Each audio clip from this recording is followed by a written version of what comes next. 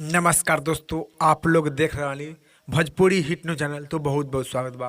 तो आप लोग के बता दी कि प्रदीप पांडे चिंटू जी के फिल्म रहे प्रेम गीत। तो बहुत सारा दर्शक के कमेंट बाकी प्रेम गीत के कब गाना रिलीज किया जाएगा, किस दिन रिलीज किया जाएगा। तो आप लोग के बता दें कि प्रेम गीत फिल्म के गाना रिलीज कर दिया गया एक दिन पहले, जो कि गाना के नाम और पोस्टर स्कीम पर देख सकत बानी। जी हाँ भाई लोग, जो कि गाना के नाम और पोस्टर स्कीम पर देख सकत बानी, जो कि प्रेम गीत फिल्म के ये गाना बा। करीब एक दिन में 3,75,000 दर्शक लोग देखले बानी गाना के और सुनले बानी, और करीब 6,000 दर्शक लोग लाइक कैले बानी, 570 दर्शक लोग बेड लाइक दिले बानी। तो आप लोग के बता दें कि प्रेम गीत फिल्म के गाना आप लोग के बीच में आ गए बा, जो कि world wide record YouTube channel पर। तो आप लोग भी जाई देखी सुनी और सुनकर कमेंट बॉक्स बताई कि आप लोग के सुने में कैसन लगल। करीब अभी तक दर्शक लोग 3,75,000 दर्शक लोग देखले बानी और प्यार द्वार दिले बानी। तो आप भी जाई इसी टाइम इसी वक्त world wide record YouTube channel पर प्रेम गीत फिल्म के गाना सुनी और सुनकर कमेंट बॉक्स बताइए कि प्रेम गीत गाना के आप लोग के गाना सुने में कैसन लगल